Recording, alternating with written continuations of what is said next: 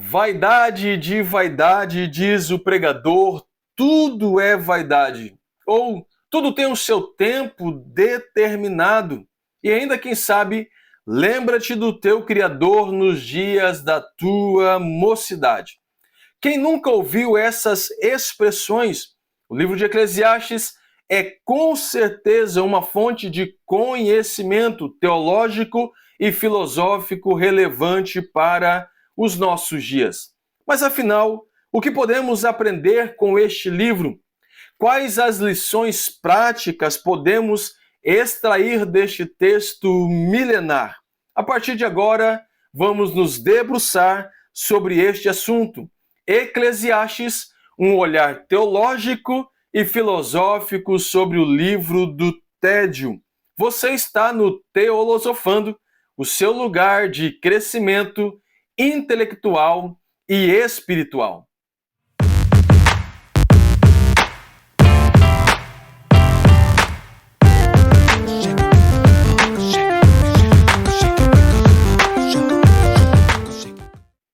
Graça e paz, povo de Deus! Que alegria é estar com vocês para mais um dos nossos encontros semanais. Estamos iniciando hoje uma nova série de estudos e a nossa proposta é fazermos uma análise teológica e filosófica sobre o livro de Eclesiastes. Teológica porque é através da teologia que compreendemos a revelação de Deus na história humana e, consequentemente, nas Escrituras. Filosófica porque a filosofia é um chamado à reflexão, é um convite à liberdade soltando as amarras da ignorância. Nas palavras de Epicuro, filósofo grego do século III a.C., a filosofia é uma terapia para a alma. E, inicialmente, nós faremos um voo panorâmico sobre o livro de Eclesiastes, compreendendo sua autoria, como também a data deste texto, a data da escrita deste texto, sua mensagem central e a teologia desenvolvida pelo autor, inspirado pelo Espírito Santo de Deus. E como podemos definir o livro de Eclesiastes?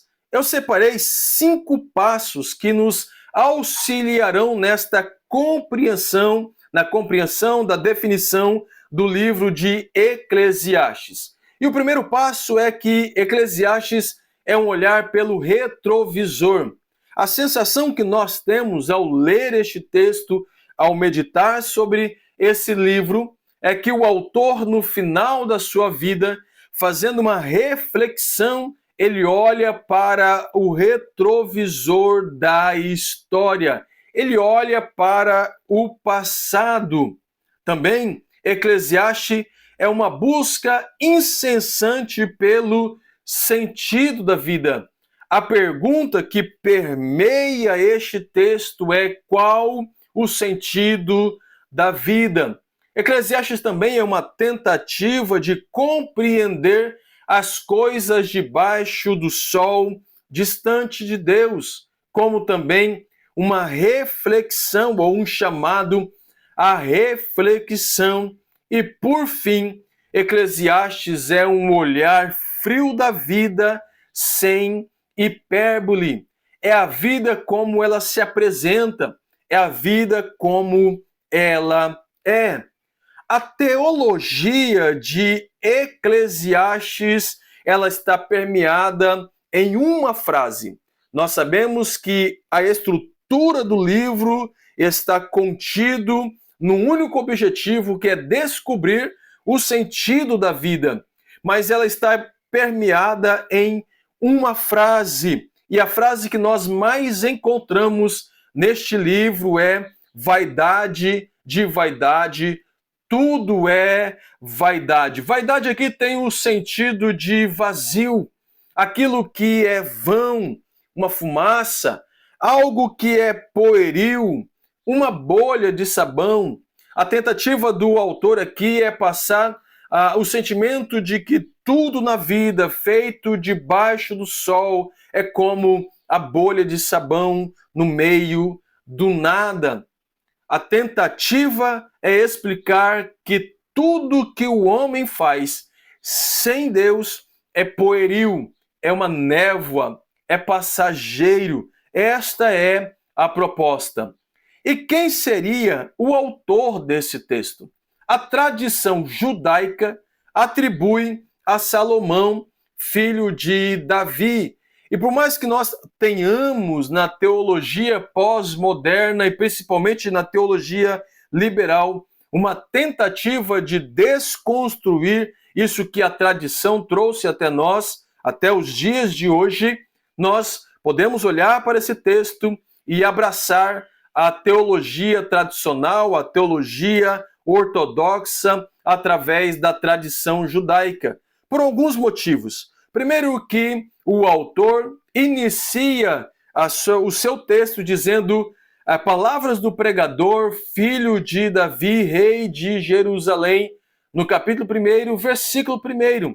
Nós sabemos que Davi teve vários filhos, porém apenas um que foi rei em Jerusalém. Nós veremos a partir de agora também alguns argumentos a favor da autoria salomônica.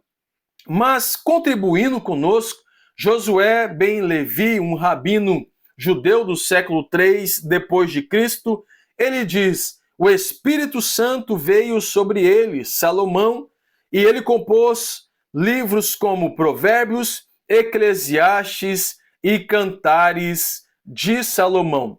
E quais seriam os argumentos em favor da autoria salomônica? Primeiro, a sua apresentação pessoal, como nós já mencionamos. Palavras do pregador, filho de Davi, rei de Jerusalém. No versículo 12, ele diz: eu, o pregador, fui rei sobre Israel em Jerusalém. Como eu já mencionei, Davi teve vários filhos, porém apenas um que foi rei em Jerusalém.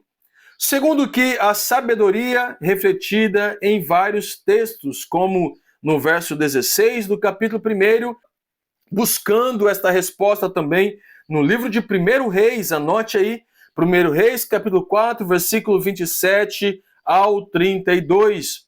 Terceiro, a prosperidade inigualável do sábio, as suas riquezas, suas posses, no capítulo 2, versículo 4 ao 8, fazendo este contraponto com 1 Reis 7, do 1 ao 8, como também 10, 23, que fala das riquezas de Salomão. O uso de provérbios na literatura, capítulo 9 de Eclesiastes, do 7 ao 10, e depois do 10, capítulo 10, versículo 20, como 1 Reis 4, 32, e, por fim, o estilo literário claramente distinto das literaturas proféticas ou pós-exílicas. Então nós temos uma distinção clara entre a composição ou a estrutura literária do livro de Eclesiastes para os outros livros que foram compostos, por exemplo, no período profético ou pós-exílio. Se partimos destes pressupostos ou desses pressupostos estabelecidos pela tradição judaica, a data aproximada para a composição desse texto é no ano 900 antes de Cristo.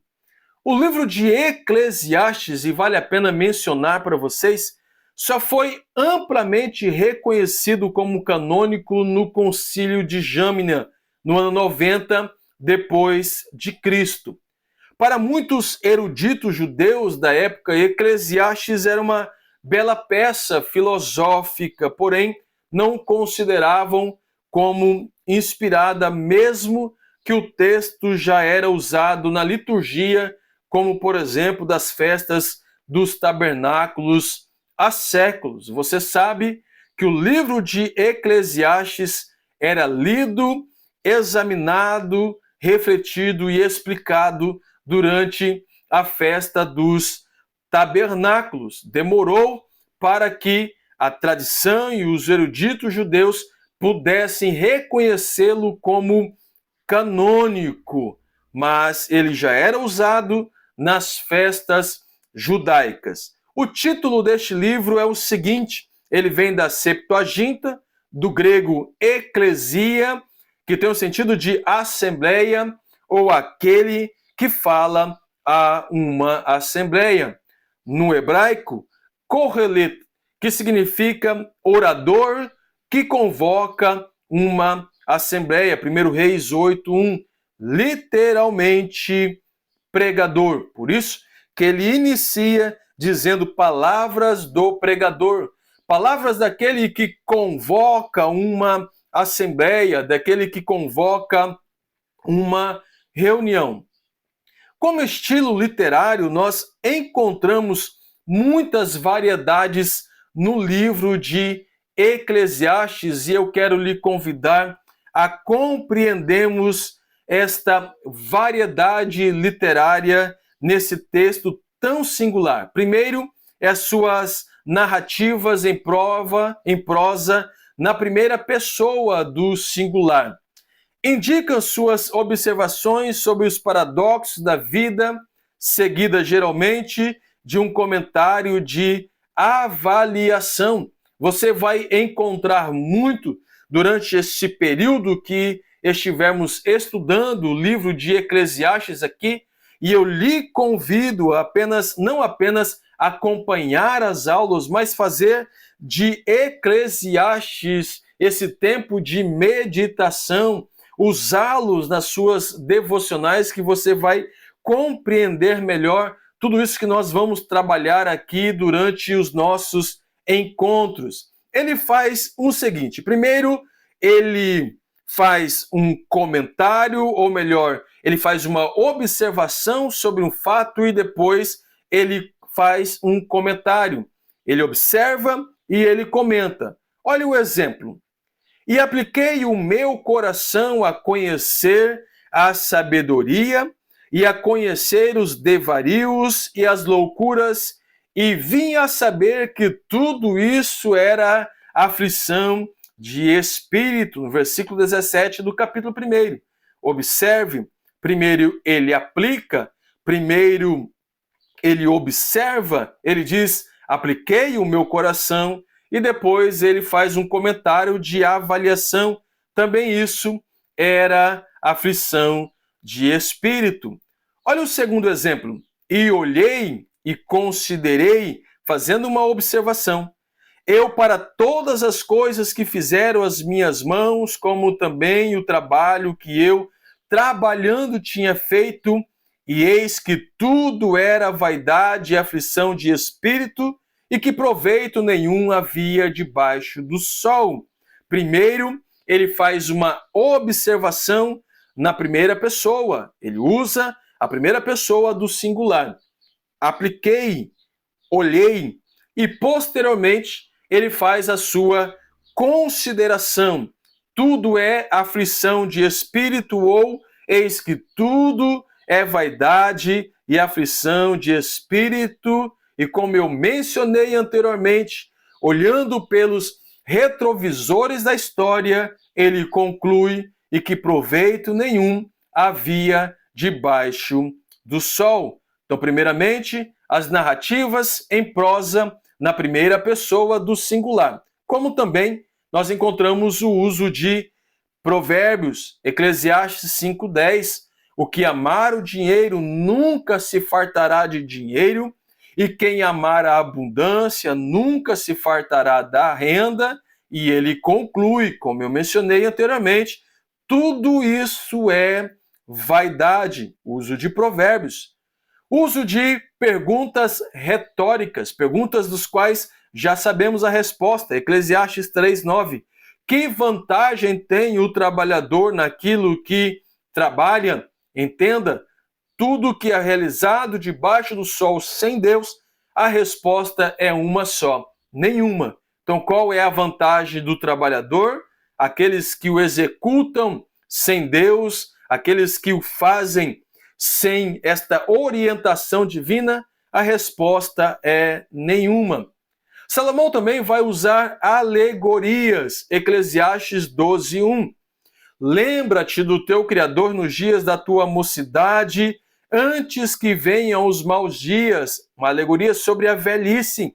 E chegam os anos, dos quais venham a dizer, não tenho neles contentamento. Então, usando de alegoria, olhando para a sua história, ele vai ponderar a velhice e vai recomendar os jovens: lembra-te de Deus, lembra-te do teu Criador, enquanto ainda forem jovens. Ele usa também no seu texto, na estrutura literária do livro de Eclesiastes, contrapontos. Observe Eclesiastes 7:14. No dia da prosperidade, contraponto 1, goza do bem, mas no dia da adversidade, contraponto 2, considera. Porque Deus fez prosperidade, em oposição àquele, a adversidade, para que o homem nada ache que tenha de vir depois dele. Contrapontos. Salomão também vai usar muita hipérbole. Hipérbole tem esse sentido de exagero, tanto para positivo quanto para negativo, tanto para mais quanto para menos. Ele diz em Eclesiastes 6:3, se o homem gerar 100 filhos e viver 1000 anos, olha o exagero. Sabemos que é impossível gerar 100 filhos, como também é impossível ao homem viver 1000 anos. Ele está usando de hipérbole. E os dias dos seus anos forem muitos, e se a sua alma não se fartar do bem, e além disso não tiver um enterro, digo que um aborto é melhor do que ele. Hipérbole. No verso 6, ele diz, certamente, ainda que vivesse 2 vezes 1000 anos, mas não gozasse o bem, não vão todos para um mesmo lugar. Eclesiastes 6:6. Então nós encontramos apenas alguns pontos, alguns estilos literários que valem a pena ser mencionados aqui, por enquanto, no Teolosofando. Nós estaremos estudando outros estilos literários ao longo do desenvolvimento desta série.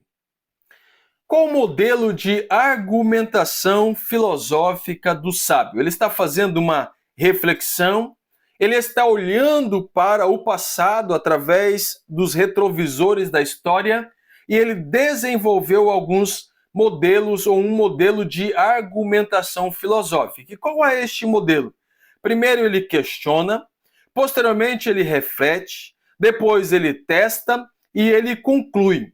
E eu quero lhe convidar a tomar a sua Bíblia aí neste momento. Pode ser no seu smartphone, no seu tablet, computador, como também eu tenho aqui neste momento uma Bíblia física. E eu quero lhe convidar a observar isso aí. Primeiro ele questiona, capítulo 1, verso 2, vaidade de vaidade, diz o pregador, tudo é vaidade. Isto é um questionamento. No verso 3, ele vai refletir. Que vantagens tem um homem de todo o seu trabalho que faz debaixo do sol? Isso é uma reflexão. Ele está olhando pelos retrovisores da história, refletindo sobre o seu legado, sobre tudo aquilo que ele construiu. Então ele reflete, dizendo que vantagem tem o homem de todo o seu trabalho que faz debaixo do sol. Depois ele vai testar. E ele testa da seguinte forma. No verso 4, ele fala sobre os ciclos da vida. No verso 5, 6 e 7, sobre os ciclos da natureza. E por fim, no versos 9 e versos 10, sobre os ciclos da história. Observe, os ciclos da vida. Uma geração vai, outra geração vem, mas a terra permanece para sempre. Nós estamos falando de um ciclo aqui. O ciclo da natureza. Ele fala que o sol nasce e o sol se põe, ou seja, é uma visão fenomenológica do observador. Nós já sabemos que o sol não se põe ou o sol não se nasce, é apenas uma expressão que nós usamos para este ciclo da natureza. Depois ele vai falar que o vento, ele sopra sobre todos os cantos da terra. Depois ele vai dizer que os rios correm todos para a mesma direção, que é o mar, e o mar não se enche. E no verso 7, mencionando sobre os ribeiros, também tem essa mesma proposta. No verso 9 e verso 10, os ciclos da história, quando ele diz que o que foi, isso é o que há de ser, e o que se fez, isso se tornará a fazer, de modo que não há nada novo debaixo do sol, ou seja, a história se repete. Há alguma coisa nova que possa dizer, vê, isto é novo, já nos séculos passados que foram antes de nós, já foi nos séculos passados que foram antes de nós. E por fim, ele vai concluir, verso 14, atentei para todas as obras que se fazem debaixo do sol, e eis que tudo é vaidade e aflição de espírito. E este modelo de questionamento, este modelo de argumentação se repete em todo o livro. Ele questiona, ele reflete, ele testa e ele conclui. Então nós encontraremos durante a nossa jornada este ciclo, esta estrutura de reflexão que ele desenvolveu, esta estrutura de argumentação que ele desenvolveu. E qual é o tema central do livro de Eclesiastes? Eu separei o seguinte tema: em busca do sentido da vida. E Lloyd Kerr, no seu comentário expositivo sobre o livro de Eclesiastes e Cantares pela editora Mundo Cristão, ele contribui conosco e você pode acompanhar na transição a seguir. O pregador deseja livrar-nos de uma vida cor-de-rosa, de autoconfiança sem Deus, com inevitável cinismo e amargura que a acompanham. Quer livrar-nos ainda da confiança na sabedoria, no prazer, nas riquezas, na justiça e integridade humanas. Seu desejo é levar-nos a ver que Deus está sempre presente e que Ele é bom e generoso e que que esta perspectiva torna a vida coerente e cheia de significado. Então a proposta aqui é qual o significado da vida, qual é o sentido da vida. A proposta do autor, segundo Matthew Henry, também no seu comentário expositivo sobre Eclesiastes, é salvar as futuras gerações da amargura de aprender por meio da sua própria experiência que a vida não tem nenhum significado se nos separarmos de Deus. E para você, qual é o sentido da vida? Se você fosse olhar para estes retrovisores da história, fazendo uma reflexão e introspecção sobre o seu legado, sobre tudo o que você construiu, qual seria o sentido ou o que permearia a sua ideia? Qual é o sentido da vida? Para Agostinho de Hipona, pensador do século IV, da igreja primitiva ainda, da igreja que estava construindo o seu legado, ele diz: tu incitas o homem para que goste de te louvar, porque o fizestes rumo a ti, o nosso coração é inquieto enquanto não repousar em ti. Para Agostinho de Hipona, o sentido da vida é louvar a Deus, honrar a Deus, correr rumo a Ele e repousar na sua misericórdia e longanimidade. E para você, qual é o sentido da vida? Mateu Henry, cooperando conosco mais uma vez, ele contribui ao final de sua vida, convencido de seu pecado e de suas atitudes nécias, ele narra neste livro o seu arrependimento, a sua experiência para proveito do próximo, e declara que todo bem terreno é vaidade e aflição de espírito. Convence-nos sobre a vaidade do mundo que não pode nos fazer felizes e sobre a vileza do pecado e sua tendência certa a tornar-nos infelizes. Mostra-nos que nenhum bem criado pode satisfazer a alma e a felicidade somente pode ser encontrada em Deus. E esta doutrina deve guiar o coração até Cristo através do ensinamento do Espírito Santo. Para Mateu Henry, olhando para o livro de Eclesiastes, o sentido da vida é correr para Deus, é buscar este encontro em Deus, e o nosso coração deve ser permeado por esta doutrina através do Espírito Santo de Deus. Como também Eclesiastes, o sermão escrito por Salomão, é uma análise das experiências da vida e um ensaio crítico a respeito do seu significado.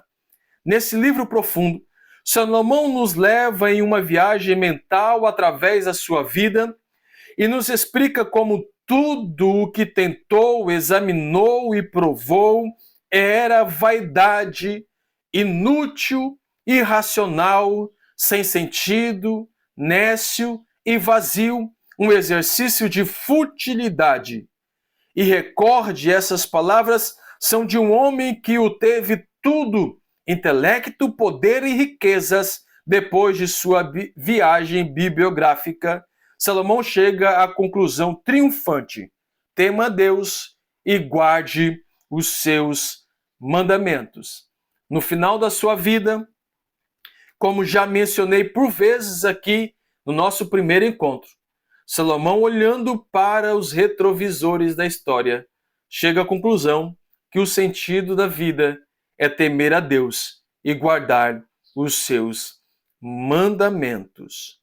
E como eu mencionei anteriormente, fazendo esta análise filosófica sobre o livro de Eclesiastes e traçando este contraponto com tudo aquilo que eu já mencionei para os autores, para os teólogos aqui já trabalhados, Schopenhauer vai dizer: a vida oscila como um pêndulo entre a dor e o tédio. Então nós temos dois contrapontos. Aqueles que defendem que o sentido da vida é temer a Deus e guardar os seus mandamentos, é buscar a felicidade em Deus, é voltar-se a Deus e correr no seu sentido. Para Schopenhauer, a vida não passa desse ciclo entre dor e tédio. E eu quero lhe desafiar, para você, qual é o sentido da vida? Tema este que nós vamos discutir mais à frente aqui no Teolosofando. Qual é o sentido da vida? Deixa aí nos comentários qual é o sentido da vida para você. Chegamos assim ao fim deste nosso primeiro encontro, fazendo este voo panorâmico sobre o livro de Eclesiastes. Muita coisa será construída ainda aqui no Teolosofando durante essa série, portanto, você não pode perder nenhum dos nossos encontros, tá bom?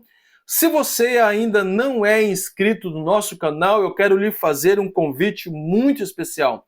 Aproveite, você chegou até aqui, aproveite, se inscreva no nosso canal, ative as notificações, porque toda semana, todas as quintas-feiras, nós temos um encontro marcado aqui no Teolosofando.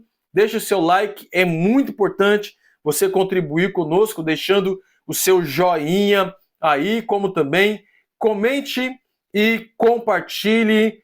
Compartilhe no grupo da sua igreja, no grupo dos seus amigos, onde você achar que tenha liberdade para fazê-lo, tá bom? Nós precisamos deste seu apoio, é tudo o que nós pedimos aqui no Teolosofando, uma vez que nós estamos preparando com muito carinho cada um dos nossos encontros, todo este conteúdo que é disponibilizado, e nós pedimos apenas que vocês nos ajudem. Vamos orar? Senhor, eu quero lhe agradecer de todo o meu coração. A minha alma, Senhor, jubila e se alegra no Deus da nossa salvação, por esta oportunidade de falarmos sobre teologia e filosofia com este olhar para o livro de Eclesiastes, sabendo que foi inspirado pelo Espírito Santo de Deus e preservado até chegar a nós todo este legado, todo este compêndio teológico do livro de Eclesiastes. Nós pedimos sabedoria, pois a tua palavra nos orienta que aquele que tem falta de sabedoria peça a Deus, que o Senhor lhe dá deliberadamente. Nós rogamos que o Senhor nos dê sabedoria para compreendermos, ó Pai, esta teologia que está sendo desenvolvida aqui neste canal. E eu oro em favor de cada um dos meus irmãos e irmãs que têm acompanhado, Senhor, o Teolosofando ao longo desta jornada. Em nome do Senhor Jesus Cristo, derrame a tua graça e as tuas bênçãos sobre essas vidas. E nós rogamos que o Senhor nos ajude, através do teu Espírito Santo, a encontrarmos o verdadeiro sentido da vida, que para o sábio Salomão é temer a Deus e amar os seus mandamentos. Como disse Agostinho de Hipona, que nós não venhamos encontrar repouso, ó Pai, até voltarmos a Ti e a louvarmos o Teu nome. Coloca inquietação em nossos corações para buscarmos ao Senhor, para trilharmos este caminho em direção ao Senhor. Em nome do Teu Filho Jesus Cristo, nós oramos e abençoamos cada um dos nossos irmãos. Amém e glória a Deus. Quinta-feira que vem, eu lhe aguardo para nosso segundo encontro. Um grande abraço e até lá.